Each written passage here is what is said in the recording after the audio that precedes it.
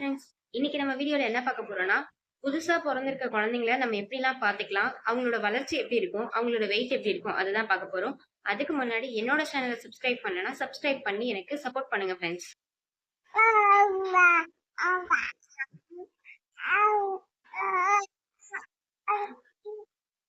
பிறந்த குழந்தைங்களுக்கு வந்து நம்ம அந்த டைம் போய் ட்ரெஸ், பெட்டு இதெல்லாம் நம்ம வாங்கணும் அப்படின்னா வந்து நமக்கு டைமும் இருக்காது. நம்ம வந்து கரெக்ட்டா பார்த்து வாங்கவும் முடியாது. ஸோ அதனால ஃபர்ஸ்ட்டே வந்து நம்ம டெலிவரிக்கு முன்னாடியே இதெல்லாம் வாங்கி வச்சுக்கிறது ரொம்பவே ஒரு முக்கியமான விஷயம். ஸோ நீங்க ஃபர்ஸ்ட்டே கொஞ்சம் இதெல்லாம் வாங்கி வச்சுக்கிட்டீங்க அப்படின்னா, ட்ரெஸ் எல்லாம் கூட வந்து நீங்க கொஞ்சம் ஒரு டைம் வாஷ் பண்ணி எடுத்து வச்சுக்கலாம். ஏன்னா குழந்தைங்க வந்து பொறந்த உடனே வந்து நம்ம அந்த மாரி டைரக்ட்டா வந்து அந்த புது ட்ரெஸ் போடக்கூடாது. அதுல இருக்க கெமிக்கல் எல்லாமே வந்து குழந்தைங்களுக்கு ஸ்கின்னுக்கு ஒத்துக்காது. ஸோ அதனால நம்ம வாஷ் பண்றதுக்கு அதெல்லாமே வந்து நம்ம முன்னாடியே வாங்கி வச்சுக்கிறது தான் வந்து நமக்கு யூஸ்ஃபுல்லா இருக்கும். அதுக்கு அடுத்த விஷயம் வந்து கூடுமான அளவுக்கு வந்து நீங்க ஹாஸ்பிட்டல்ல கிரவுட வந்து அவாய்ட் பண்ணிக்கோங்க. குழந்தைங்க வந்து இப்பதான் பார்ன் ஆயிருக்காங்க. ஸோ அவங்களுக்கு வந்து இம்யூனிட்டி பவர் கண்டிப்பா வந்து கம்மியா இருக்கும். ஸோ வந்து கொஞ்சம் ஒரு 30 டேஸ்க்கு அப்புறமா வந்து நீங்க எல்லாரையுமே அலோவ் பண்ணலாம். முதல்ல வந்து கொஞ்சம் பேர் நீங்க பார்க்கறதுக்கு அலோவ் பண்ணாலே போதும். அதே மாரி யாருக்காவது உடம்பெல்லாம் சரியில்ல அப்டின்னா, கண்டிப்பா வந்து குழந்தைய பார்க்க நீங்க அலோவ் பண்ணாதீங்க. ஒரு 45 டேஸ் வரைக்கும் வந்து குழந்தைங்கள வந்து ரொம்ப கவனமா பார்த்துக்கணும். 45 டேஸ்க்குள்ளார குழந்தைங்களுக்கு வந்து ஏதாச்சும் ஃபீவரோ, கோல்டோ ஏதாவது வந்ததுன்னா, கண்டிப்பா வந்து நீங்க ஹாஸ்பிட்டல் போய் தான் பார்க்கணும். வீட்லயே வந்து நீங்க எந்த ட்ரீட்மெண்ட்டும் பண்ணக்கூடாது. ஸோ அவங்களோட இம்யூனிட்டி பவர் இன்கிரீஸ் ஆகாததுனால, நம்ம தான் வந்து அவங்கள பத்திரமா பார்த்துக்கணும். அதே மாரி குழந்தைங்க வந்து பொறந்த உடனே அவங்களுக்கு தண்ணியோ, சர்க்கரை தண்ணியோ இந்த மாரிலாம் வந்து எதுவுமே ஃபர்ஸ்ட்டே நீங்க குடுக்காதீங்க. உங்க வீட்ல வந்து பெரியவங்க இருக்காங்க, அவங்க சொல்றாங்க அப்டின்றதுக்காகலாம் நீங்க குடுக்காதீங்க. ஏன்னா தண்ணி மூலமா தான் வந்து குழந்தைங்களுக்கு ஃபர்ஸ்ட் இன்ஃபெக்ஷனே வரும். ஸோ அந்த மாரி நம்ம குடுத்தோம் அப்டின்னாலே வந்து சீக்கிரமா வந்து அவங்களுக்கு கோல்டு வர வாய்ப்பு இருக்கு. ஸோ அந்த மாரிலாம் நீங்க பண்ணாதீங்க.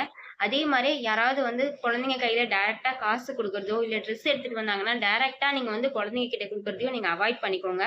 நீங்க வந்து வாங்கி வச்சுக்கோங்க. குழந்தைங்க கிட்ட டைரக்ட்டா குடுக்காதீங்க. இது எல்லாமே வந்து அவங்களுக்கு இன்ஃபெக்ஷன் ஆக வாய்ப்பு இருக்கு. அடுத்து வந்து குழந்தைங்கள வந்து கண்டிப்பா வந்து தனியா விட்டுட்டு போகாதீங்க.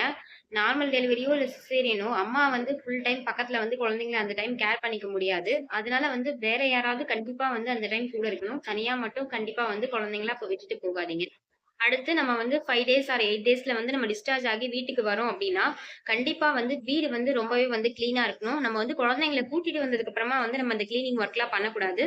ஃபர்ஸ்ட்டே வந்து நம்ம யாரையாச்சும் வச்சு கொஞ்சம் வீடெல்லாம் வந்து நம்ம கிளீன் பண்ணி வச்சுக்கிறது ரொம்பவே நல்லது. அப்பதான் வந்து குழந்தைங்களுக்கு அந்த டஸ்ட் எல்லாம் உள்ள போய் அவங்களுக்கு வந்து சளி பிடிக்காம நம்ம பார்த்துக்கலாம். அடுத்த விஷயம் வந்து குழந்தைங்கள வந்து நம்ம தூக்கும்போது ரொம்பவே வந்து கேர்ஃபுல்லா தூக்கணும். அவங்க தலைய வந்து கண்டிப்பா வந்து நம்ம ஒரு கை குடுத்து தான் தூக்கணும். நெறைய பேர் வந்து தூக்க தெரியாதவங்கலாம் வந்து அந்த டைம் வந்து கேட்கறாங்க அப்படின்றதுக்காகலாம் நீங்க வந்து குழந்தைங்கள குடுக்காதீங்க. குழந்தைங்கள வந்து ஃபர்ஸ்ட் டைம் வந்து நம்ம கரெக்ட்டா தூக்குறது வந்து ரொம்பவே ஒரு முக்கியமான விஷயம். அடுத்த விஷயம் வந்து குழந்தைங்களுக்கு வந்து நம்ம தலகாணியோ, இல்ல ஏதாவது வந்து கொஞ்சம் ஹைட்டா வச்சு படுக்க வைக்கிற விஷயமோ நம்ம பண்ணக்கூடாது. அவங்க வந்து அப்படியே வந்து நார்மலா தான் படுக்கணுமே தவிர, அந்த பெட்டு கூட வந்து சில பில்லோஸ்லாம் குடுத்துருப்பாங்க. ஸோ அதெல்லாம் நம்ம யூஸ் பண்ணக்கூடாது குழந்தைங்களுக்கு. நம்ம வந்து நார்மலா தான் அவங்கள வந்து சமமா தான் வந்து படுக்க வைக்கணும். ஸோ அந்த மாரி பார்த்துக்கோங்க. அடுத்த விஷயம் வந்து குழந்தைங்களோட கண்ணுல வந்து அழுக்கு வர்றதுக்கு வாய்ப்பு இருக்கு. ஏன்னா வந்து குழந்தைங்க அந்த டைம் ஃபுல்லாவே தூங்கிட்டே தான் இருப்பாங்க. ஸோ அந்த மாரி அவங்க தூங்குறதுனால வந்து அடிக்கடி வந்து அவங்க கண்ல வந்து அந்த மாரி அழுக்கு வர்றதுக்கு வாய்ப்பு இருக்கு. ஸோ நம்ம அந்த டைம்ல வந்து ஒரு சாஃப்ட்டான கர்ச்சீஃப் எடுத்து நம்ம வந்து கொஞ்சம் தண்ணி தொட்டு அவங்களுக்கு அந்த இடத்துல நம்ம தொடச்சு விட்டோம்னாலே போதும். அவங்களுக்கு வந்து அந்த அழுக்கு வராம நம்ம பார்த்துக்கலாம். இது வந்து தானாவே சரியாயிடும். குழந்தைங்க வந்து ரொம்ப நேரம் வந்து முழிக்க ஆரம்பிச்சுட்டாங்க அப்டின்னா வந்து இந்த அழுக்கு சேருறது வந்து குறைஞ்சிரும். அடுத்த விஷயம் வந்து பொறந்த குழந்தைங்கள வந்து கண்டிப்பா வந்து நம்ம கவர் பண்ணி தான் வைக்கணும். அது எந்த சீசனா இருந்தாலுமே பரவால்ல. அவங்கள வந்து நம்ம போத்தி வைக்க வேண்டியது ரொம்பவே ஒரு முக்கியமான விஷயம். நம்ம அதுக்கு வந்து ஒரு சாஃப்ட்டான டவல் யூஸ் பண்ணி நம்ம வந்து அவங்கள எப்பயுமே வந்து கவர் பண்ணி வச்சுக்கிற மாரி நீங்க பார்த்துக்கோங்க. அடுத்து வந்து தொப்புள் கொடி. குழந்தைங்களுக்கு வந்து இந்த தொப்புள் கொடி வந்து விழுகுறதுக்கு 2 வீக்ஸ் ஆகலாம். இல்ல 1 வீக்ல கூட விழலாம். ஸோ அது ஒரு குழந்தைங்கள பொறுத்தது. நம்ம வந்து சில குழந்தைங்களுக்கு சீக்கிரமாவே விழுந்துருச்சு அப்டின்னா தான் வந்து அந்த குழந்தைங்களுக்கு வந்து புண்ணா ஆகிருது. ஆறதுக்கு லேட் ஆகுது. ஆனா வந்து கொஞ்சம் டிலே ஆகி விழுந்துச்சு அப்டின்னா வந்து நல்லா ட்ரை ஆகி விழுது. ஸோ அதனால ஒண்ணும் இஷ்யூ கிடையாது. அந்த குழந்தைங்களுக்கு வந்து அந்த புண்ணு வந்து ஆட்டோமேட்டிக்கா அதுவே வந்து கொஞ்சம் கொஞ்சமா காய ஆரம்பிச்சுரும். சில குழந்தைங்களுக்கு வந்து ரத்தம் வருது. இந்த மாரி இஷ்யூஸ் இருக்கு. ஸோ அந்த மாரி இருந்தா மட்டும் நம்ம வந்து ஹாஸ்பிட்டல் போய் டாக்டர் கிட்ட கன்சல்ட் பண்ற மாரி இருக்கும். தொப்புள் கொடி வந்து நம்ம குளிப்பாட்டும்போது ரொம்பவே வந்து கேர்ஃபுல்லா குளிப்பாட்டணும். அந்த இடத்துல வந்து தண்ணி வந்து அதிகமா படுற மாரி பார்த்துக்காதீங்க. அதே மாரி அவங்கள குளிப்பாட்டி கூட்டிட்டு வந்தோம்னா, நம்ம வந்து அத கொஞ்சம் தொடச்சு எடுத்துக்கிற மாரி பார்த்துக்கலாம். நம்ம வந்து ஒரு சாஃப்ட்டான பஞ்சு வச்சு கூட வந்து நம்ம தொடச்சு எடுத்துக்கலாம். அதே மாரி டயப்பர் யூஸ் பண்ணும்போது கரெக்ட்டா நீங்க பார்த்து யூஸ் பண்ணுங்க. நீங்க வந்து அந்த தொப்புளுக்கு மேல வந்து கண்டிப்பா டயப்பர் போடாதீங்க. டயப்பர் வந்து கிழிச்சிடும். அதனால அந்த டயப்பர் போடும்போது வந்து ரொம்ப கேர்ஃபுல்லா நீங்க போடுங்க.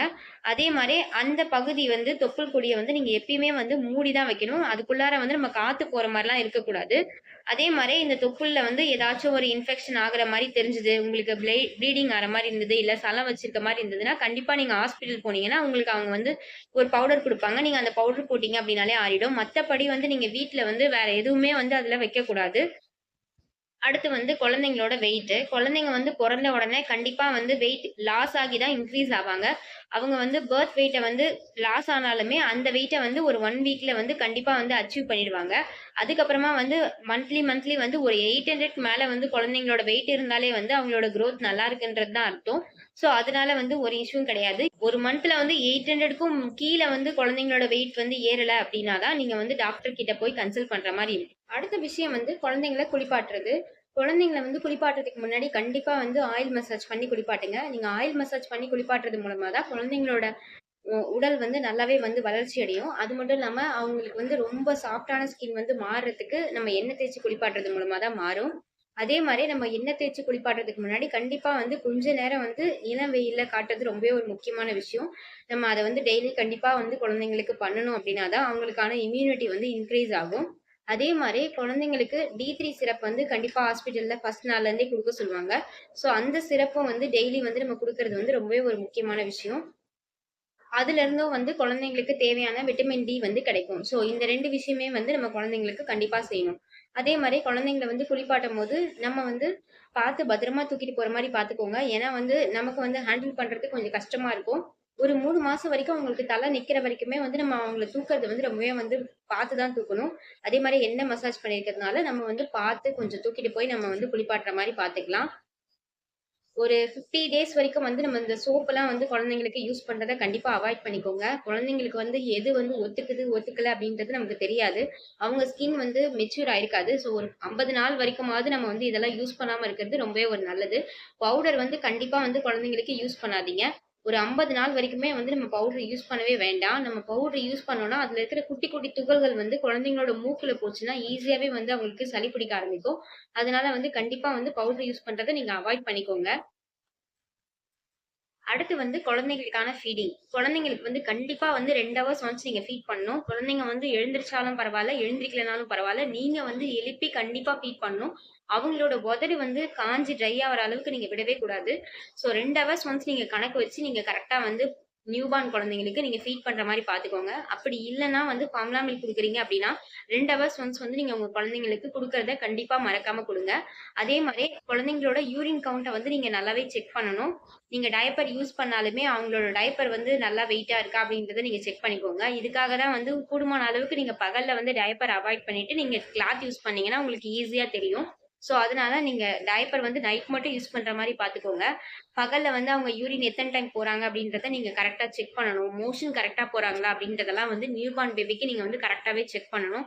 அவங்களோட கலர் வந்து கரெக்ட்டா வந்து மாறணும். ஃபர்ஸ்ட் வந்து அவங்களுக்கு வேற மாரி அந்த கிரீன் கலர், கருப்பு கலர்ல வந்தாலுமே, அதுக்கப்புறமா வந்து போக போக வந்து நார்மலான கலருக்கு அவங்களுக்கு வரணும். ஸோ இது எல்லாமே வந்து டயப்பர் யூஸ் பண்ணீங்கன்னா உங்களுக்கு தெரியாது. ஸோ நீங்க துணி யூஸ் பண்ற மாரி பார்த்துக்கோங்க.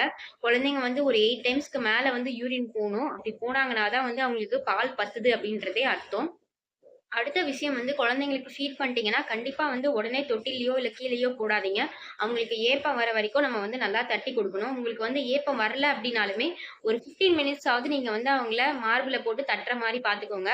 அப்படி தட்டுனீங்க அப்டின்னா தான் வந்து அவங்களுக்கு அந்த பால் இறங்குமே. அதுக்கப்புறமா தான் வந்து நீங்க கீழ போடணும். நீங்க வந்து கண்டிப்பா நைட் டைமா இருந்தா கூட வந்து, அந்த மாரி தட்டாம வந்து குழந்தைங்கள கீழ போடவே போடாதீங்க. ஸோ அந்த விஷயத்த வந்து நீங்க நல்லாவே ஞாபகம் வச்சுக்கோங்க.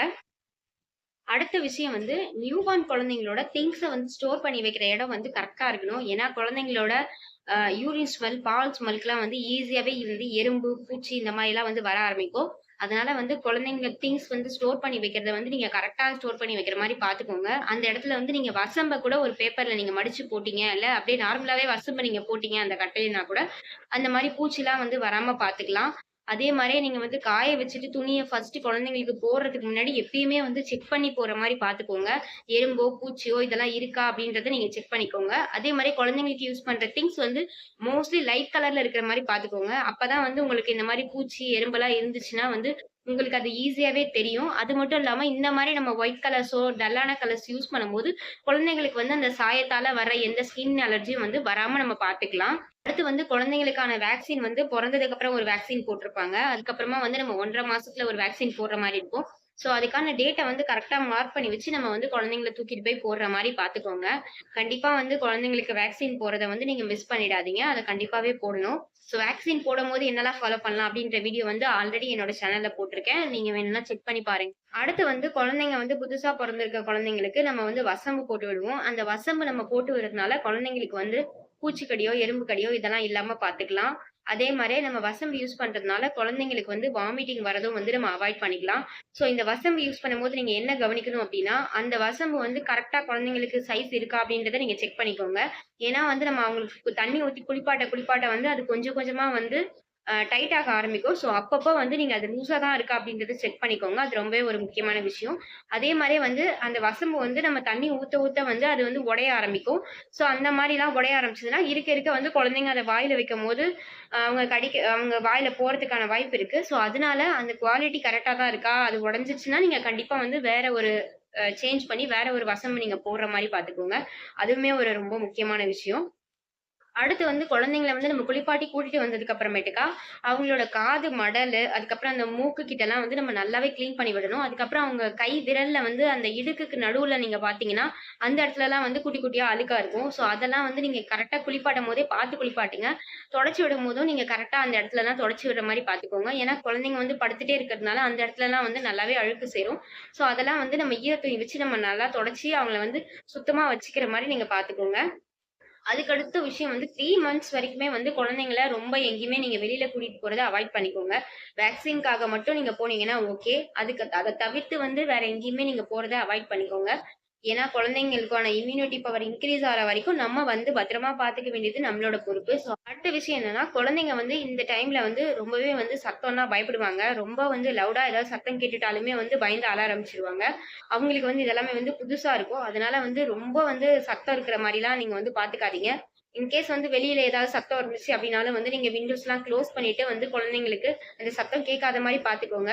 அப்படி இல்லன்னா கூட நீங்க வந்து கொஞ்சம் வந்து அவங்களுக்கு காத வந்து கொஞ்சம் மூடி வச்சிருக்க மாரி நீங்க அந்த பெட்ஷீட்டயே நீங்க வச்சீங்கன்னா கூட, அவங்களுக்கு வந்து அந்த சத்தம் கேட்காம வந்து அவங்க ரொம்ப நேரம் தூங்குறதுக்கு கூட வாய்ப்பு இருக்கு. ஸோ நீங்க அந்த மாரி ட்ரை பண்ணலாம். அதே மாரியே வந்து குழந்தைங்களுக்கு வந்து தூங்குறதுக்கு கண்டிப்பா தொட்டில் யூஸ் பண்ணுங்க.